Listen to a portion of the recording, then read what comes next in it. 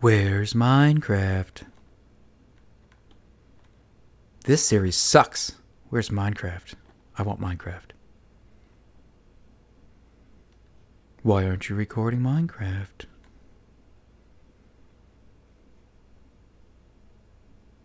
We want Minecraft. It's here. Alright? Leave me alone. Back off. We're back. And welcome to my single player Minecraft world. It's been a while, guys. I'm sorry. And I've been trying to record. I've actually recorded 2 episodes that never make it to the YouTube. One was recorded a while ago, and yeah, ended up scrapping it. I just tried recording, and my mic was muted. There's something about this world that doesn't want me to record anymore. But anyway, we're back. I'm caving. We are in the Mesa biome, still. And we're in range of the beacon. I was just on my way back, and I was talking to you guys, but you guys weren't listening because I had the thing muted. Whoops. So, 10 minutes of footage gone. But I'll try to remember what I was talking about. So yeah, we're back. Still in snapshots. We're in 21B. I think the new ones after this become pretty glitchy, or there's some redstone bugs and stuff like that. Frame rate does go up, I think, though, from 26C and 27. I think I experienced some pretty good frame rates, so it looks like the optimization is happening and going well, so we can look forward to that in future snapshots and in 1.8 when it's released. So that's good news. So that was one of the reasons why this series went away, if you weren't aware. I believe it was mentioned in a stream video and for Olympus, but I don't think it was actually mentioned specifically in a single-player episode. But essentially, I was getting such poor frame rates. Like when I was recording, I would get about 10 frames per second, which is pretty much unplayable in my mind. And where's the way out? I'm trying to find the way out of this cave. So yeah, that's just unplayable. So I basically just stepped back, and I felt it was kind of time for a break from Minecraft too. Let's get rid of those. So I think it worked out well. Oh, that's a dead end. What torch placement this is. Oh no, it's not a dead end. I was going to say, so when I cave, I have a torching technique similar to Zisto. I always put torches on the same wall. So when I'm traveling through a cave like this, if the torches are on the right, that means I traveled originally through the cave this direction when I was lighting it up. So when I want to find my way back, or when I'm backtracking, I just put these torches so they're on my left. And then I know I should be heading in the right way. Sometimes it doesn't work, depending how thorough I am with the torch placement. It's possible to totally bugger that up, and then you end up going around in circles. But, for the most part, it's what keeps me from getting completely lost in the caves. But the reason I'm caving is these picks were pretty much broken, and I had repaired them on camera, but again, the footage had no audio, so goodbye! But yeah, these were pretty much gone. I had like 40 hits left on that guy, maybe 50 on that. So I'd come down here to get some iron, because when I originally came down here, or came to the Mesa, I had planned, and I brought a couple extra just diamond picks with me that I could use to repair these 2 guys. But what I failed to bring with me was an anvil, so I had no way of repairing them, and I didn't have any iron or anything like that. So I started caving to get some iron so that I could craft an anvil, so that I could repair my picks, so that I wouldn't have to go all the way back. That was my Skype.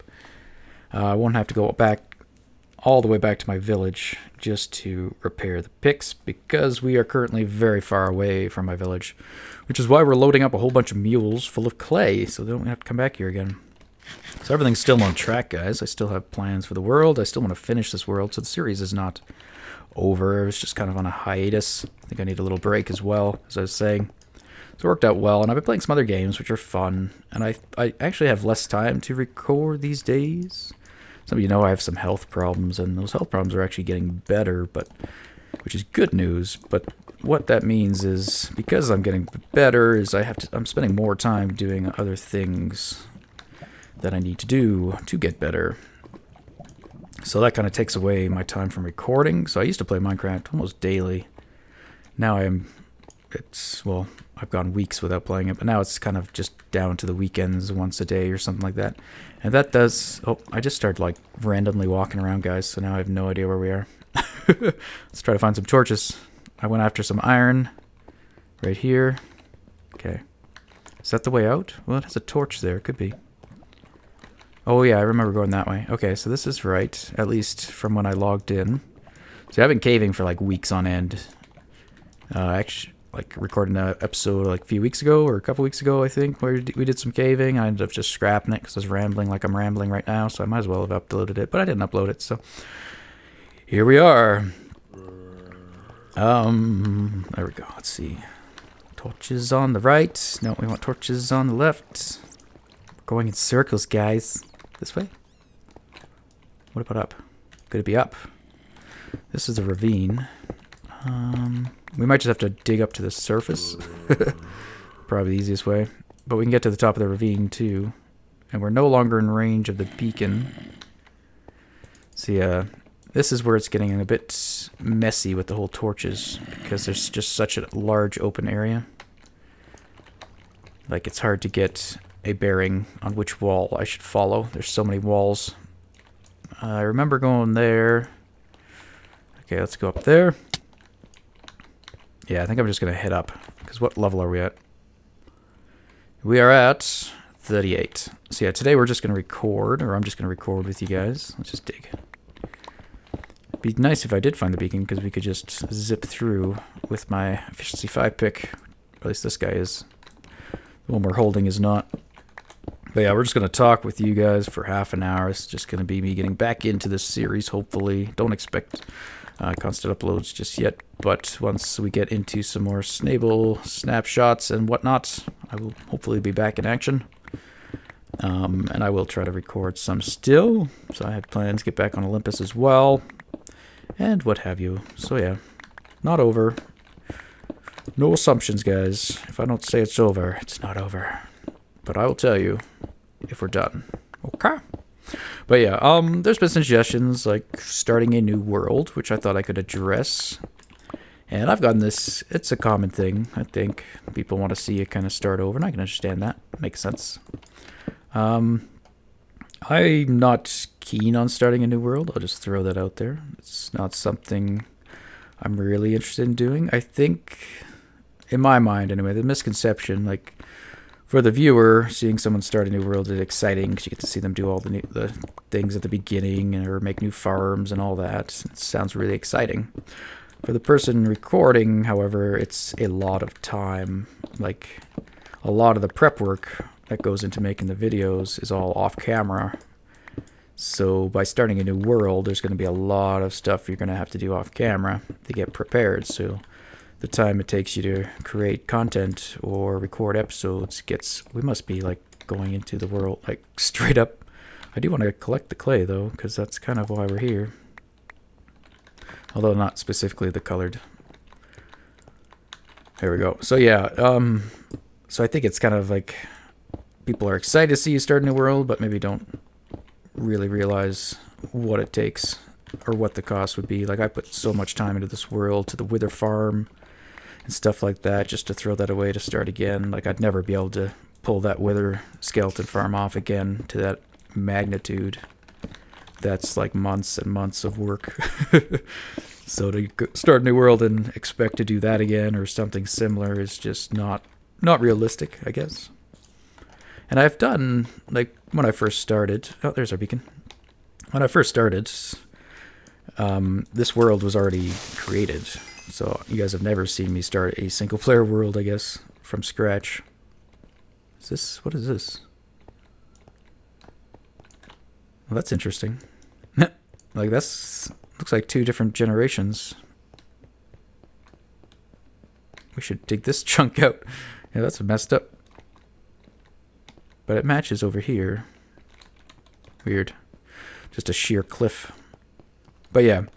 So you've never seen this world from the beginning, because I did start playing it on my own, and I just brought you in for the same reason. I didn't feel like starting a new world warranted it. I don't know. Because a lot of what people liked was my single-player world. Was this world. So yeah, to start something, to get rid of this world, didn't seem like the right way to go. And I have started a new world. Like, when I joined Olympus, like, back then there was requests to start a new world as well. And I felt like Olympus was that new world, because I was basically starting fresh, and we started a new project. We got the tower going over there, so that was kind of a fresh start. But when I did do that, this this series was still the most popular series out of the two. And that just tells me that compared to starting a new world, that people are more interested in this world compared to seeing me start a new world. That's kind of what I gather from that. It might not be accurate, but that's kind of the way I interpret that result. Is if I do start a new world, a series in a new world, and it doesn't get as much attention as this one, then I would say that people prefer this world, if that makes sense. So that's kind of my reasoning behind that, and again, why I don't want to start a new world.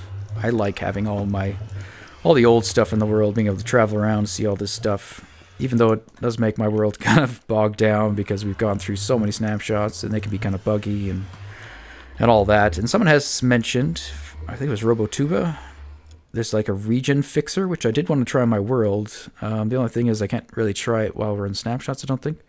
So I gotta wait till 1.8 and then see if that thing gets updated to 1.8, and then maybe we could look at doing that to see if we can make this world run a little smoother. But I would like to hang on to it as long as possible, and I'm not really keen on starting a new single-player survival world, at least probably not vanilla. Eventually we may move into mods, but for now I don't think so.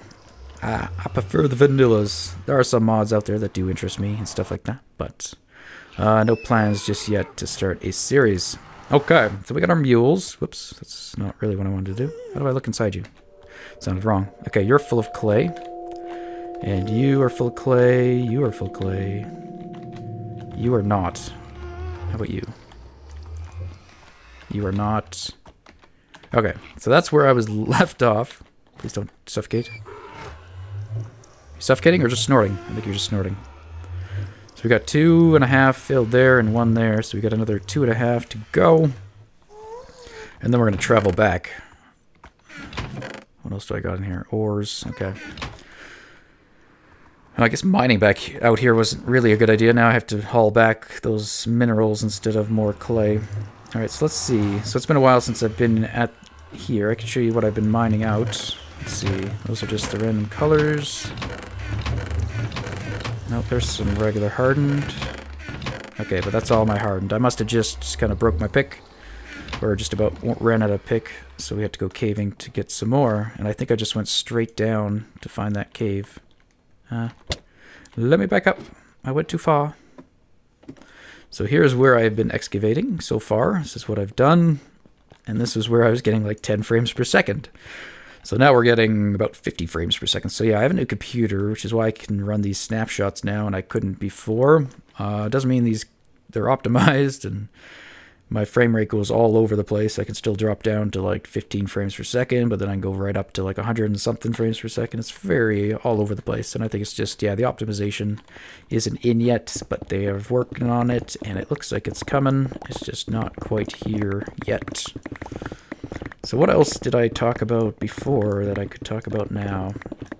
That's I hate when it doesn't happen that often. I don't usually, only a few occasions where I've had my mic muted, but it's difficult.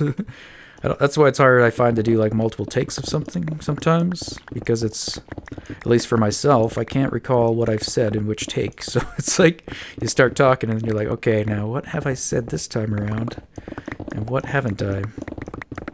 I don't know why I'm mining it like that. I don't know what the best way of... I think it's just to go sideways. Because I can hit like 3 blocks at the same time. I love that sound. It's brilliant. See, I can't recall. So I'm going to cut here, guys, and just mine up some clay and try to get those mules loaded, and maybe we'll have time to head back to the village.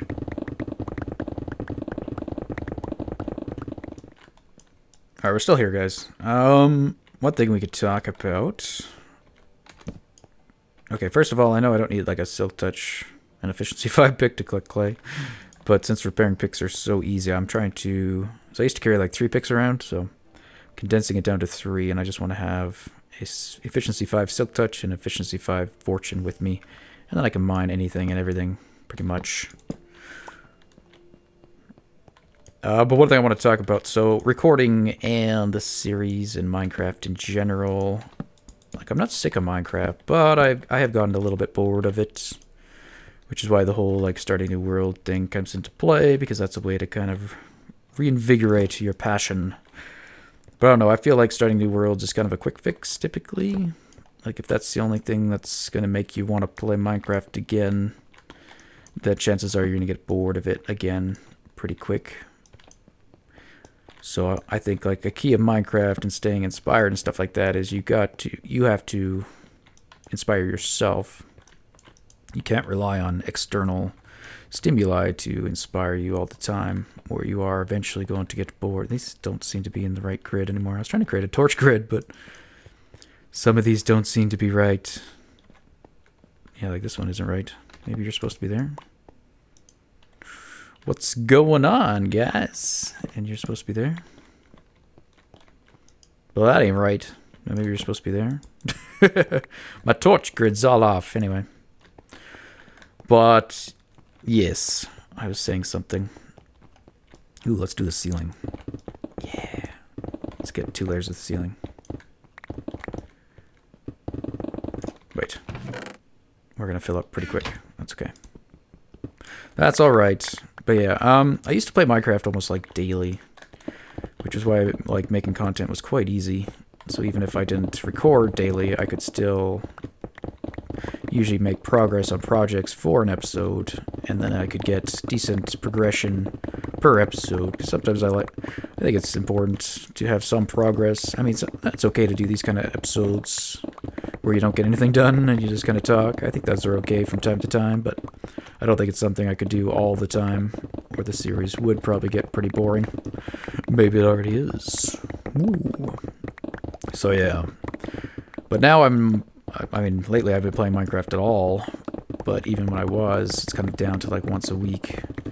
And I just don't have the time to play games as much as I used to, which I think I've said. I can't remember if I said, but I've got health issues, and that kind of limits my windows on when I'm able to play. And it's like you got to try to line up so many variables so that you can kind of play and record. Like, you got to be feeling well enough.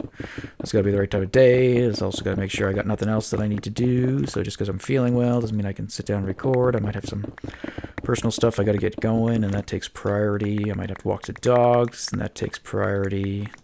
So I do try to, like, because I have limited time when I'm kind of functional, let's say, I have to classify what stuff is most important to do over other stuff. So if I know I'm going to have like 3 hours of functional time in a day, I have to make sure I'm using that time wisely, right? And I don't feel playing video games is the best use of that time. It's more of a filler, and that's the only time I want to really be playing video games, is when I have nothing better to do. If I have other stuff to do, then that needs to take priority before I play, essentially, right? That's something we all should do, and if you're in school and stuff like that, I think it's important you can kind of reward yourself as well. So if you know you got stuff you got to do, like homework or what have you, if you finish that homework or chore or work that you got to do, and then you reward yourself with video games or what have you, then I think you'll feel better about yourself in the long run than if you procrastinate and put off the stuff that you should be doing instead to play video games. And I used to procrastinate when I was younger as well. I still do now, but less so. And I do know, like, from my experience anyway, when I used to procrastinate, I always felt terrible, because you put something off and you just keep putting it off, and maybe you wouldn't do it at all. And then you feel kind of just terrible that you didn't do it. And on the flip side, when I would be more proactive and less procrastination, and you'd get your stuff done, and then you'd get it done right away, and you'd feel a lot better. And then you're free to spend and do whatever else you want to do for the rest of your day, kind of guilt-free. So I'd say, like, when I was in, I don't know what you'd call it, grade school, is it? Or just school, I guess. High school, all that. I was very motivated.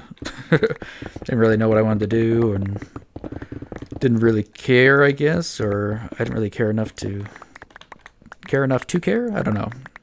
So I would say back then I used to procrastinate a lot, and it was mostly when stuff didn't really interest me, I found, like looking back on it. If stuff didn't interest me, I really didn't absorb it very well. So, like, maths used to be my strong suit, believe it or not. Doesn't show when I'm trying to do, like, basic counting on screen, but that used to be what I was good at. And I've done some post-secondary education for things I actually wanted to do. And there's a huge difference I found between that and just regular school. So I'm in high school and grade school and all that kind of stuff. You're following a standard curriculum, right? It's giving you a sample of basically all the different courses and skills that you'll need. And then from there, hopefully you find like a class that you like over other classes. And then that might be what you want to focus on for your future or for a career or something like that. So, and I found that to be kind of the case with myself. When I did find something that I was interested in, I worked really hard at it, and I did really well at it. And it was usually there where if I had homework to do, I wouldn't leave school until it was done. And when it was done, or when I basically went home, that time was my time. I didn't have any homework to do or have any thoughts of ever doing homework at home because I'd always have it done before I got home. I wouldn't leave the school until it was done. And that was a way that I could separate basically stuff I need to do for school and then my free time and stuff as well. So when I got home, I knew that was my time. I could do what I pleased. Didn't have to concern myself about any homework or anything like that. But anyway, I don't know where that conversation came from or how we got to it, but maybe it was interesting. So I don't know if we will make it back to the village, because it's going to take me probably a couple more hours, or at least another hour or so, just to get this clay all loaded up to the mules and then travel back and stuff like that. So I think, what are we at here? It's going to be a pretty short episode, but that's okay. And I can't think, if I can think of anything else to add to the end of it, I will. But I believe I covered everything that I kind of needed to cover or wanted to cover. So yeah, I hope you guys are excited for some more single-player Minecraft. But I will not consider this world done. Like, there's certain things in this world that I want to complete before I will consider it done. I think the Wither Farm should be one of them. And I think the beacon project around the village should be another one of them. So until those two projects are done, which this clay is actually for the beacon project, well, I'll probably be used for other projects as well. But, yeah, I think there will be an end game to this series, I do believe. But we're not quite there yet. And in terms of the temples, with the new mobs and water mobs, I'm not sure what we'll do about that. There's no oceans around here, and I'm not sure how the previously generated terrain works with the new temples. Like, yeah, I think I said, I don't know if it was in this recording, but it was confirmed, or I believe Etho mentioned it, and it was confirmed by Combat Killer that you can get temples to spawn in previously generated terrain, which I think is awesome. I don't think I mentioned this. I did talk about this. Again, I'm having difficulty remembering which recording it was, and if it made it in or not. But that's one thing I do hate about like new features, new additions to the game, is that we're constantly having to generate new terrain. And because I do like to hang on to my worlds for a long term, that means you get a whole bunch of, you just have to keep traveling, expand the world, which is why I have MC edited this world to remove areas I have explored, since all they were doing is just making my world massive, and then it made for world downloads to be harder to do because I would need more space or a bigger file. So, and then you guys have to download like 2 GB file just to travel in these small sections that actually matter. Well, there's this terrain that was generated that you don't really need to see to take a look at my world, kind of thing, right? So yeah, there's that. But yeah, there's no real ocean, I think, around here. And I'm not sure, like I loaded up a backup of Olympus, because that's all ocean by my tower. So I wanted to see if maybe I'd get a temple near there. I didn't see one, and I didn't see any. I scanned the whole ocean, a lot of the ocean around my tower and around the main continent, and I didn't see any temples. So I'm wondering if it is possible, which it sounds like it is, if it matters when that ocean was generated. So like if it's 1.8 generation, which I imagine is similar to 1.7 generation right now, other than some block changes and stuff like that. But the actual shape of the terrain seems to be the same, and what biome ends up where I think is the same. So I'm wondering if that ocean has to have been generated in 1.7 or later, so that 1.8 will recognize it as an ocean and then generate a temple there. Or if it checks what it is, does it check that just the biome, is this an ocean biome, and then it tries to spawn a temple? I don't know. It seems more likely it would be tied to the generation, but I'm not all that familiar with how that works. And this is something kind of new that we haven't seen before, I think, where they could add something in without forcing you to regenerate chunks to get it. So yeah, so I don't know, even if we got temples here, we'd have to go find an ocean, I guess, and we'd probably just have to, excuse me, either travel to it or build another nether tunnel to it, and hopefully it's not too far away, but I'll probably end up using a mist again to find it. Although I do like traveling, again, it kind of unfortunately has the side effect of just engulfing your world to massive proportions. Boop! Alright, we got a nice rectangle. Oh, running out of space. Don't despawn. This is why I'm here. Alright, is that it? I think that was it. So yeah, it doesn't look like we'll have a temple near my Olympus tower, unfortunately. Unless that changes.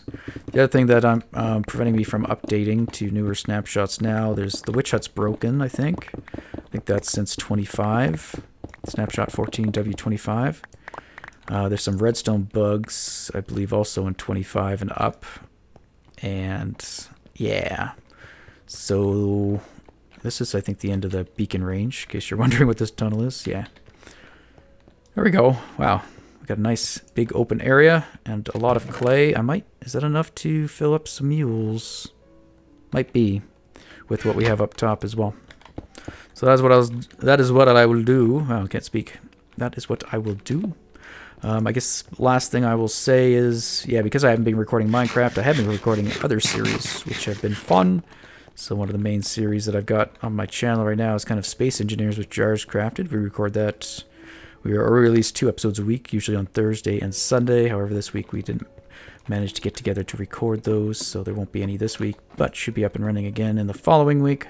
So that's one main series. Been playing game Betrayer, which is a very interesting kind of first-person, call it an RPG. I guess not like a first-person shooter, but it's kind of like, someone mentioned it's kind of like Skyrim, but in black and white. It's kind of got very cool art style, where, yeah, it's basically, let's actually just grab all that, where everything is black and white, but there's a hint of red coloring to notify, like, things that are of importance, or enemies have red, and certain things have red.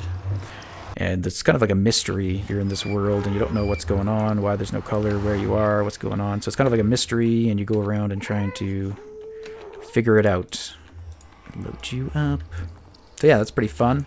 I don't know how long that will be. It's going to have a conclusion because it's story-based. So I think I've got about 10 episodes recorded right now. And I'm not done yet, so... Oops. Yeah, okay. Just jump from one to the next. Cool. Okay, so all the mules are loaded. So the next thing I want to do is load up my ender chest full of clay so I can get a bit more. And then whatever else I can carry back, minus any of those ores I might want to bring back with me. So yeah, the other series I've got going, I did some more Surgeon Simulator, but that is now done. I don't think I'll go back to that unless there's some more updates. And there's the Forest, which actually just got an update, version 0.3. And it's still got some bugs. I did record a couple episodes that I'll try to get edited and released to you guys. But there are still some glitches and bugs, but it is coming along. So I'm hoping they'll have a hot fix for that one. Otherwise, oh no, we got tons of clay.